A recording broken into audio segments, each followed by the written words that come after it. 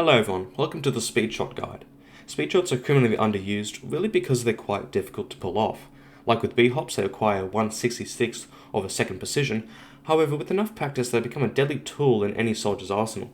They turn you into a seeking missile, ready to mark a guard in anyone unlucky enough, as you'll see me do in this video. This video will cover how to do speedshots, when to do them, a few notes on practicing them, and their applications. A speedshot is similar to a B-hop, requiring tick-perfect execution and having the power to gain the user a lot of speed. Speedshots are fired at the ground a bit behind the player in order to gain speed and some height. Depending on the position of the rocket, speedshots can provide mostly height, mostly speed, or balance between the two. Ordinary speedshots are usually performed after the player has done a rocket jump, allowing the speedshot to grant greater speed. In some situations, a quick direction change is needed, or for marker guarding, a quick and speedy jump needs to be executed. This is where solar speedshots are very useful. Whether for a quick escape or a quick offense, firing a rocket when crouched provides immediate speed and height. This type of speedshot is easy to execute as the player doesn't need to time a rocket the tick he lands as he is already on the ground. When executing this speedshot, don't line up a rocket jump prior, as the whole point of this speedshot is to quickly change direction and or gain speed. For gaining speed, a wall jump always trumps this sort of speedshot. However, if there are no walls, it's better to execute a solo speedshot and follow it up either with a normal speedshot or floor pogo. Keep in mind that doing a floor jump wastes potential speed as it trades speed for height. Unless it is important to gain height, this is suboptimal. Speedshots, when not executed with the rocket jumper, makes the player take almost maximal self-damage. The effect can be quite great, but it is punishing to fail a speedshot being left as a sitting duck. Hence, it is vital to define when a player should speedshot. Speedshots excel at traversal, escaping, bombing, and marker gardening. For escaping and bombing, ordinary speedshots provide the most speed, yet for marker gardening, solo speedshots enable quick marker gardens in close quarters or low ceiling environments, while orthodox speedshots help with long distance or risky marker gardens. Providing the highest speed, risky marker gardens on medics, for example, are made easier. Additionally, sentries find it harder to track fast opponents, as do players. This can help soldiers especially maneuver around sentries with minimal risk. There are two ways speedshots can be controlled: the height versus speed ratio and its direction relative to the player. The height versus speed ratio refers to the range between a rocket landing perfectly below a player or as behind to the degree that is optimal for gaining speed. This is because for maximal speed, the rocket must be both far enough behind to push the player forward the most, whilst not being too far behind where its push force is too diminished. In TF2, players can only look 89 degrees downwards. This means that a speedshot, when the player is stationary, will give mostly height as it lands almost directly below the player. However, if a player is already moving from a previous jump, the speedshot rocket will land behind the player in accordance with the speed of the player. This is because when a rocket is fired for a speedshot, it takes time to hit the ground and for the game to register the push force to the player, thus meaning that if a player is traveling very fast, they will be more forward compared to when they first fired the rocket. Therefore, speedshots tend to amplify the speed of fast-moving soldiers as it explodes further behind the player due to the delay from firing the rocket to it exploding. This is why the solo speedshot provides far less of a speed increase than normal speedshots, among lacking previous walk speed. Now, you may have noticed that some speedshots can give you some good height and speed, while others shoot you forward really fast. This variability is undeniably a benefit, as with practice you can control exactly where your speedshot takes you. It transforms the speedshot from a one-trick pony to a versatile terror. So, how do you control speedshots? Well, it depends on where you fire the rocket. Firing the rocket directly behind you grants you the most amount of horizontal speed. Firing it so that it lands directly under you provides the highest amount of vertical speed or height. Take note that your current speed upon executing the speedshot affects where you aim. Whether you are gaining maximum horizontal or vertical speed, you need to take this into account. All it means is firing a subtle degree more forward or backwards when completing the speedshot. This adjusts for the time it takes for your rocket to travel towards the ground while moving quickly. For example, if you wanted your rocket to land directly under you while traveling quickly, you would fire it a bit in front of you so that your player model doesn't end up moving in front of it. There is also the issue of angling your rockets to either side when doing speedshots. While very mechanically demanding, it can help you adjust your trajectory. I only recommend this for confident rocket jumpers who already have a keen grip on regular speedshots. I admit that I've only tried this sort of speed shot a few times, but I believe it has potential. When doing a side angle speed shot, don't always expect to go very fast. If you sped shot, let's say 90 degrees east to your trajectory, you would theoretically go 45 degrees northwest. You wouldn't gain any forward horizontal speed, but veer off to the left. While difficult to execute, side-angled speed shots can help you adjust your trajectory, allowing for more possible market gardens or more precise travel of the map. For a while now, I've been figuring out these two key things: the optimal angle to fire a speed shot and the timing. In this section, I'll go over how I got my answers and how it relates to your practice of speed shots. Beginning with the easier task of the two, I decided not to exactly find the correct timing, but graph the relationship between the velocities of the rocket and the player. This is because finding the perfect timing to fire the rocket for a speed shot doesn't help you when trying speed shots for yourself. At the end of the day, the art of speed shot or speed shotting comes down to muscle memory tuned across hundreds of hours of practice, not precise mathematical calculations done on the fly. Therefore, I suppose that the instant a soldier player fired a rocket 90 degrees downwards, he started to fall according to TF2's gravity, which is 800 hammer units per second squared. Now, I had two formulae. Velocity equals gravity multiplied by time, and velocity equals the square root of 2 times gravity times height. I wanted my time variable to be the dependent one, which I could arbitrarily determine to help plot my graph in Excel and get the equation. So I rearranged my first velocity equation to be v divided by g equals time. Now, since in TF2 acceleration due to gravity is 800 hammer units per second squared, to get v divided by g to equal 1 or 1 second, I need velocity to be 800 hammer units per second. For 2 seconds, I would double my velocity, so v divided by g would equal 2. This is how I related time to the velocity of the player, and this formed the backbone for my graphs.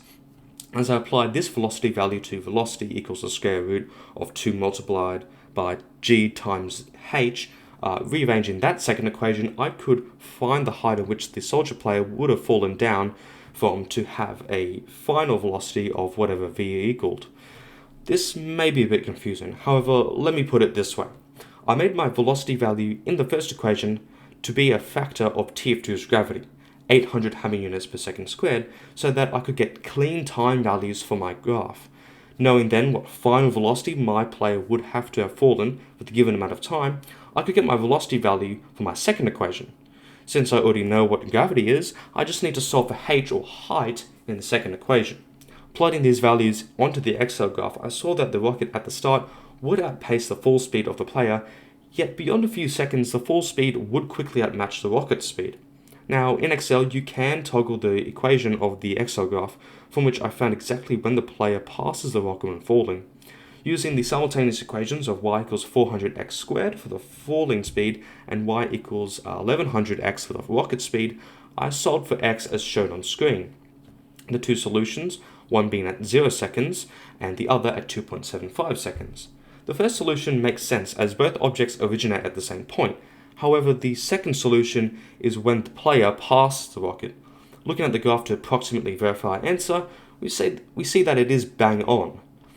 So what does this mean for doing speed shots? Well, if you do a speed shot after falling a low height, your fall speed doesn't outmatch the rocket speed. This is because on any distance time graph, the gradient is the velocity, meaning that when the rocket had traveled more distance than the player, to a point it clearly had more velocity. One caveat is that the fall speed of the player starts to match the rocket's velocity before it passes the rocket when falling.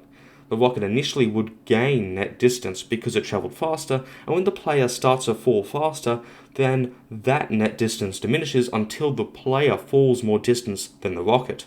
Therefore, you don't need to fire the rocket any other time than as you hit the ground. Although if you have fallen from a very high height, taking you around or more than 2.75 seconds, you would have to fire the rocket earlier.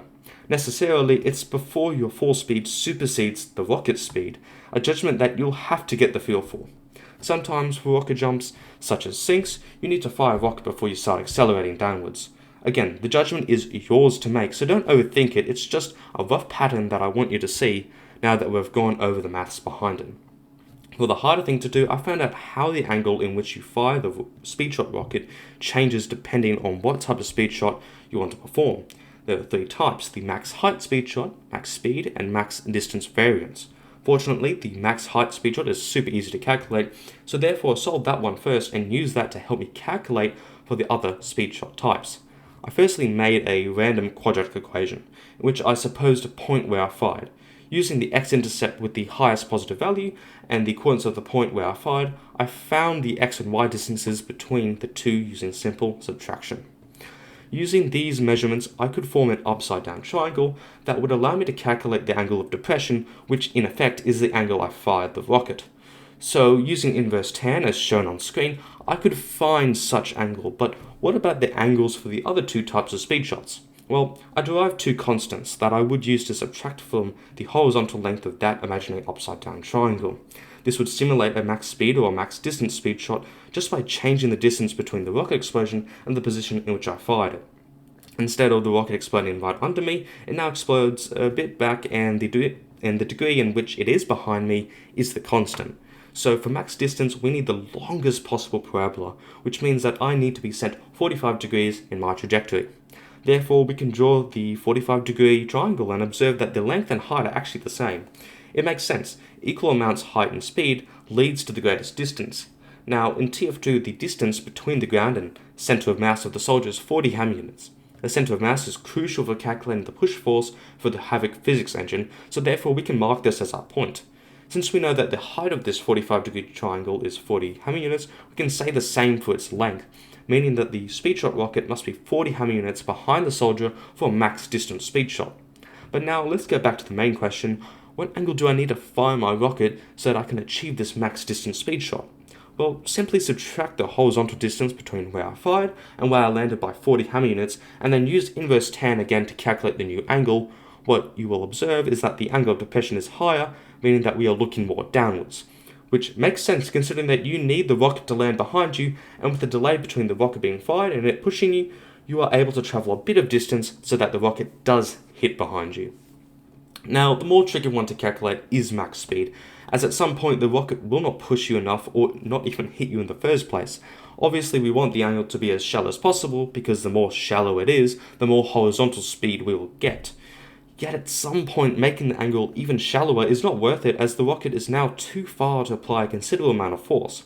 15 degrees is the shallowest you can get before the rocket doesn't hit you. However, we will go with a practical range of 20 to 35 degrees. With this in mind, we draw a right angle triangle with 20 degrees angle of elevation, and since we already know the height of the triangle, we solve for the length. With this length calculated using tan, we subtract the distance between the soldier and the point in which he fired to get the new length. With this new length, we calculate the angle using inverse tan for the original upside down triangle. For the 35-degree triangle, we do the same thing as before. What we notice with these angles is that we have to fire more downwards to get more speed. So overall, the pattern is that if you want more height from your speed shot, aim more forwards. If you want more horizontal speed, aim as down as possible, while also traveling fast, as that helps you cross the 40 ham unit distance to get a max distance speed shot, or the 109.9 to 57.13 ham unit distance for max speed. To help you visualize the angle in which you fire for a speed shot, think about it like this. If looking straight ahead of you is 0 degrees, then look a third of the way down for your speed shots approximately. Looking straight down is 90 degrees in the scenario. I also included, obviously, footage of me speed shotting, so you can refer back to that as well. Soldier's rocket jumps are central to his viability as a class. Speed shots are an advanced and incredible way of unlocking his true potential. Speed shots are akin to B-hops or bunny hops, in that they require tick-perfect timing with the rocket jump. Depending on their relative positioning to the player, speed shots can provide different ratios between height and speed. Generally, when moving already fast and aiming as far down as possible leads to high velocity speed shots, while aiming more forwards grants more height. For max distance, it's a comfortable medium between the two extremes, max height and max velocity. Having side-angled speed shots, while hard to execute, can help broaden the possibilities of the speed shot, allowing players to adjust their travel path. Thank you for last harder.